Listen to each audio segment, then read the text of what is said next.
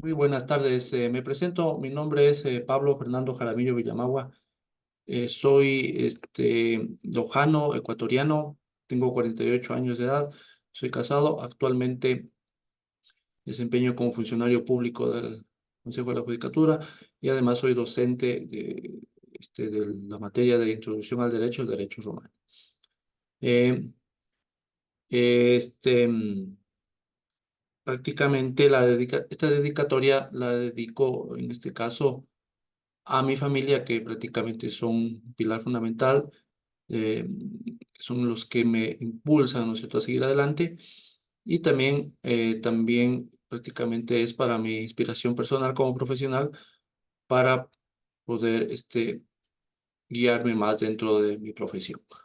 También agradezco enormemente a la revista LATAM, revista latinoamericana de ciencias sociales, por poderme permitir eh, realizar este artículo, ¿no? Voy a compartir pantalla con el fin de ir desarrollando mi artículo, ¿no? Mi artículo en sí se refiere prácticamente al análisis jurídico del ejercicio de la acción de repetición en el Ecuador, ¿no? Dentro de este análisis que vamos a hacer, vamos a entender algunos contenidos en lo que vamos a establecer primeramente las generalidades de teorías de la responsabilidad del Estado, tipos de responsabilidad del servidor público. También vamos a desarrollar un derecho comparado dentro de la Constitución tanto colombiana como uruguaya. También una metodología, cómo se ha realizado una discusión y en sí unas conclusiones, ¿no?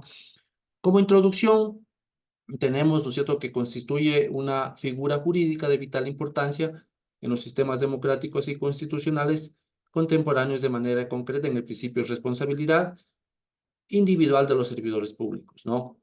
Prácticamente se centra esta acción en lo que es prácticamente la responsabilidad, ¿no es cierto?, individual de cada servidor. Esta introducción también se encuentra fundamentado en la Constitución de la República, de nuestro artículo 11, numeral 9, donde establece, ¿no es cierto?, que todos los servidores o servidores públicos, ¿no es cierto?, tienen su responsabilidad, eh, tanto civil como administrativa, dentro de, ¿no es cierto?, de sus acciones o omisiones. También tenemos desde la dispersión normativa, tenemos la Ley Orgánica de Garantías Constitucionales ecuatoriana, tenemos lo que es el COGEP, el Código Orgánico General de Procesos, donde se establece el procedimiento a realizarse. Tenemos también la LOCEP, ¿cierto? La Ley Orgánica del Servidor Público. Tenemos también el Código Orgánico de la Función Judicial, que también establece esta normativa, y el Código Orgánico Administrativo dentro, ¿no es cierto?, de nuestra legislación.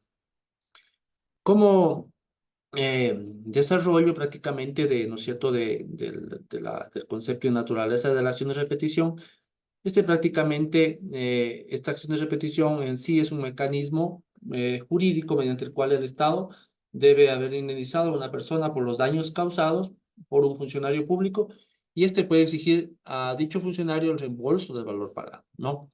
El más claro el concepto que tenemos dentro de la concepto de la naturaleza. Como tipos de responsabilidad del Estado, tenemos que en el ámbito del derecho administrativo, la responsabilidad del Estado se configura un principio fundamental frente a los daños ocasionados por los actos o omisiones de sus agentes, ¿no es cierto? Esto por, ¿no es cierto?, los servidores públicos. Como teorías, hemos investigado algunas teorías que pues, es importante dentro de este tema. Tenemos la teoría de la representación, que prácticamente se representa entre el funcionario y la administración, ¿no? Dentro de la teoría organicista, prácticamente esta teoría concibe a las personas jurídicas como estructuras compuestas por órganos. En este caso, los funcionarios públicos vendrían a ser órganos, ¿no es cierto?, del Estado, los cuales resultan fundamentales para su existencia, ¿no? También tenemos la teoría de la equidad. Esta teoría se plantea que el derecho a una indemnización surge cuando el Estado obtiene un beneficio que conlleva un perjuicio excepcional y justificado para un administrado, ¿no? También tenemos la teoría de la estricta justicia, Esta teoría también parte del principio donde prácticamente el Estado debe asumir responsabilidad por los actos o de las personas o bienes que están bajo sus servicios. Este principio prácticamente se basa prácticamente en lo que se refiere a la responsabilidad por los actos de las personas, ¿no es cierto? Que en este caso están en su función y son responsables, ¿no es cierto?, por sus omisiones, por sus actos, ¿no? Dentro también tenemos los tipos de responsabilidad del servidor público. Tenemos diferentes principios. Normalmente el principio que es fundamental, el principio de la responsabilidad.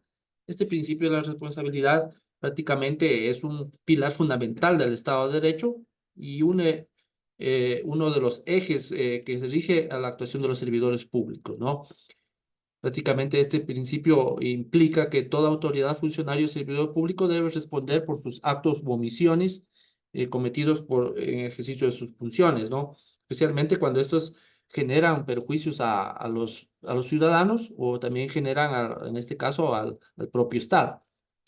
Tenemos dentro de nuestra Constitución de la República, en nuestro artículo 233, nos señala que ningún servidor o servidor público podrá estar exento de responsabilidades por sus actos o omisiones en el ejercicio de sus funciones y serán penal y civilmente responsables, ¿no es cierto?, administrativamente responsables por el manejo de fondos o bienes o recursos públicos, ¿no? Entonces, este artículo está muy claro lo que dicen respecto a la responsabilidad administrativa disciplinaria. La responsabilidad civil prácticamente tiene que verse, se ve prácticamente ligado en cuanto, ¿no es cierto?, exista el daño es causado, en este caso, cuando el daño es causado por un servidor público o el daño también deriva es causa del dolor o culpa del servidor público, ¿no es cierto?, cuando el daño sea real y determinado y cuando existe una norma que establezca la obligación de los daños o los perjuicios causados, ¿no? Eso sería en cuanto a la responsabilidad civil.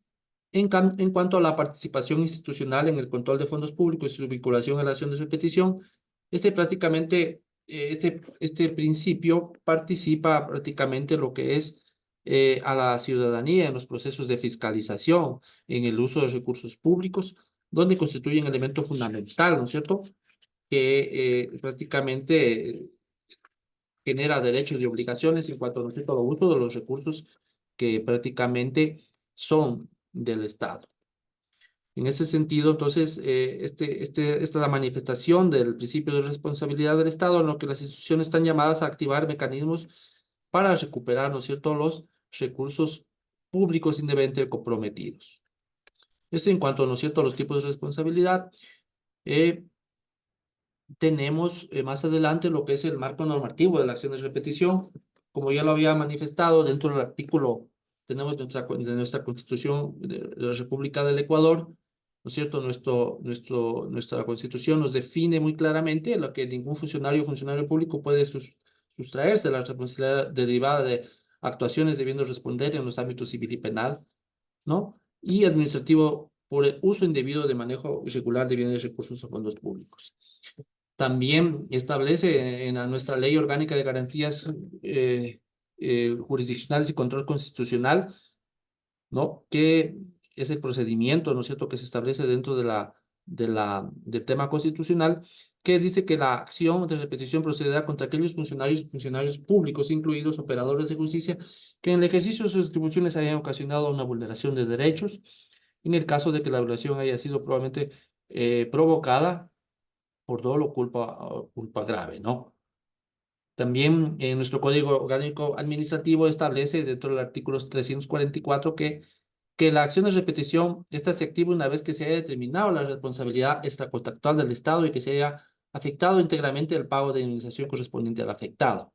Bajo estas condiciones corresponde a la máxima autoridad, en este caso a la entidad pública responsable, iniciar la demanda de repetición. Entonces, este debe tramitarse conforme al procedimiento ordinario que normalmente se lo hace dentro del contemplado en el COGEP, en el Código Orgánico General de Procesos, donde es el procedimiento donde se debe realizar, ¿no es cierto?, este tipo, ¿no es cierto?, de demanda. Y esto tiene que estar en conocimiento, ¿no es cierto?, de los jueces contenciosos administrativos. ¿no? En cuanto a la normativa, tenemos ahora una relación dentro de la acción de repetición en el derecho comparado. Dentro del derecho comparado hemos analizado el derecho del derecho colombiano, que en este contexto la acción de repetición se configura como un recurso legal, ¿no es cierto?, que faculta a las entidades públicas para identificar y responsabilizar patrimonialmente a los agentes estatales que mediante actuaciones ilícitas hayan causado perjuicios e intereses colectivos e individuales, ¿no? Es prácticamente, tiene la misma relación en cuanto, ¿no es cierto?, al concepto de nuestra legislación, pero aquí en el artículo 90 de la Constitución habla más claro, habla al respecto más claro, dice: el Estado responderá patrimonialmente los daños antijurídicos que le sean imputables causados por la acción de la omisión de las autoridades públicas. El evento debe ser condenado al Estado a la reparación patrimonial de uno de tales daños que haya sido consecuencia de la conducta dolosa o gravemente culposa de un agente suyo.